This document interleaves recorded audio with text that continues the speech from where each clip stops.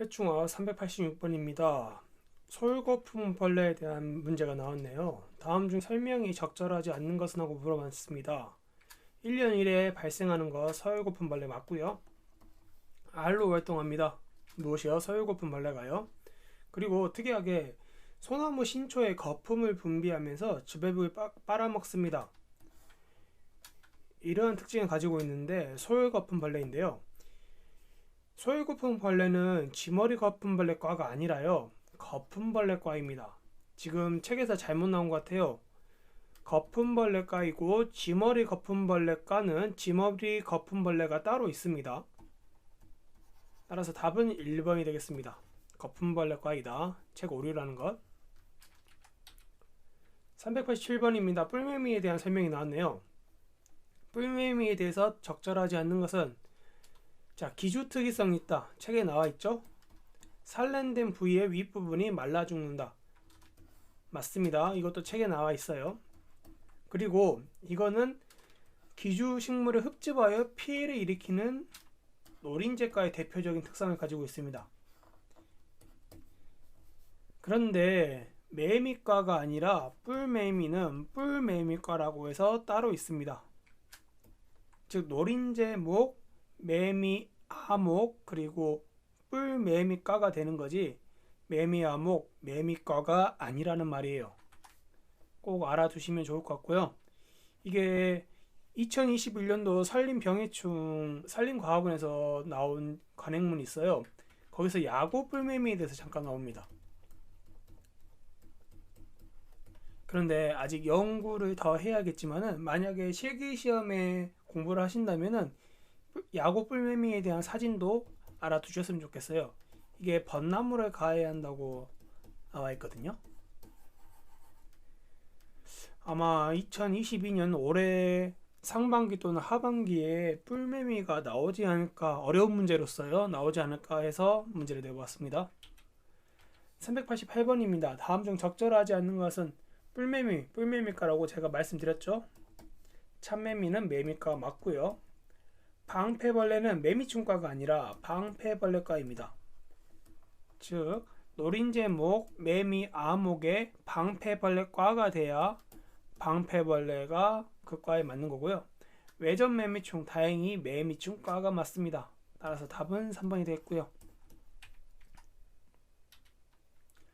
389번입니다. 연결이 적절하지 않는 문제가 나왔네요. 방패벌레과라고 말씀드렸죠. 주홍날개 꽃매미는 꽃매미과입니다. 미국 선녀벌레는 선녀벌레과 맞고요. 갈색날개 매미충 같은 경우는요, 매미충과가 아니라 큰날개 매미충과입니다. 즉 매미충과와 큰날개 매미충과는 서로 다른 과라는 것도 알고 가셔야 되고, 갈색날개 매미충이 큰날개 매미충과라는 것도 알고 가셔야 돼요. 그래서 답은 4번이 되겠고요.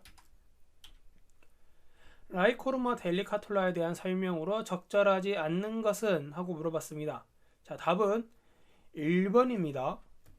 왜 1번이냐 라고 하시는데, 꽃매미는요, 꽃매미가 따로 있어요. 리모니스 에레플레노비런가 아무튼 다른 과가 있었는데 이거는 저희가 해충으로서 공부를 하지 않을 겁니다. 그런데 라이코르마 델리카툴라도 역시 꽃매미과이기는 한데 이게 정명은요, 주홍날개 꽃매미라고 적으셔야 돼요. 실기시험 때 이 주홍날개 꽃매미를 꽃매미라고 적으신 분이 있으세요. 그럼 틀렸다고 합니다. 무조건. 왜냐, 학명 자체가 다른 것이고 꽃매미는 다른 꽃매미가 있어요. 가죽나무 및 포도를 좋아한다. 맞죠? 가죽나무 및 포도를 좋아하고요. 그렇기 때문에 산림 또는 산림에 인접한 과수원에서 큰 피해를 주는 게 이 꽃매미입니다. 그리고 이 조경수목으로서는 벚나무를 좋아합니다.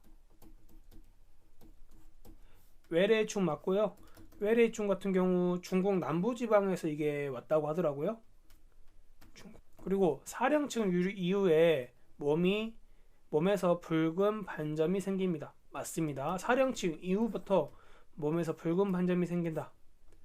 맞는 말이고요. 따라서 답은 1번이 되겠습니다. 조금 어려운 문제죠.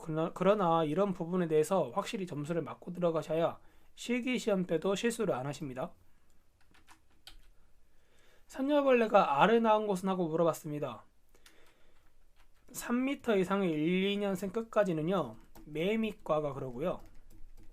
일반적으로 참매미나 말매미 같은 경우 이렇습니다.